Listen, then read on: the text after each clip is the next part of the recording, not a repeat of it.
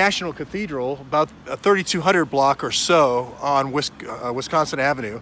The deadly 13 Russians have been released by Mueller and Rosenstein. They said no, they didn't actually have an impact on the election.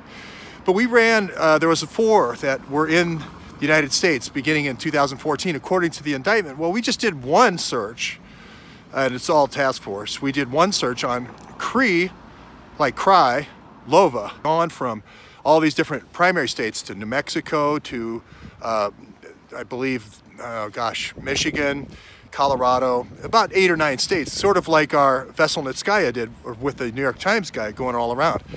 What was surprising, though, is her father is Ukrainian. And her father actually came into Ypsilanti, Michigan, or Ypsilanti, however you want to say it, which is down by Detroit, closer to Ann Arbor, actually, in 1998. So that doesn't actually sound like a Russian trying to get in.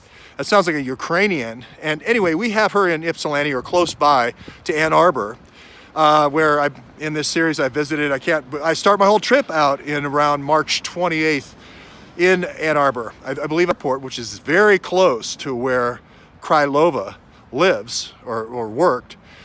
You would have your little distribution network. I'm not saying that's what she did, but we do know that she tried to throw an election, and she was doing all this spy stuff, dropping cameras, dropping phones, dropping hard drives, dropping thumb drives.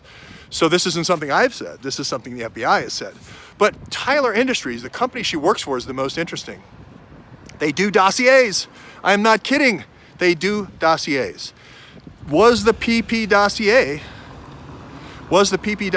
done on a Tyler Industries product in Ann Arbor, Michigan? Is that really where the whole infiltration really started with the doctors?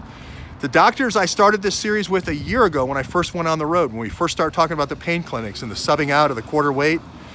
Why the subbing out of the quarter weight or the quartermaster drugs? Well, that's exactly what the Clinton Foundation did for anti-AIDS drugs with Unitate all the way back when I started watching Charles Ortel over a year ago, or more than a year ago. So why not? If you're willing to do it for Africa, well, then let's keep getting closer to the United States until they finally stop us. Well, let's try Michigan. And they tried it. The quarter swap seems to be the modus operandi.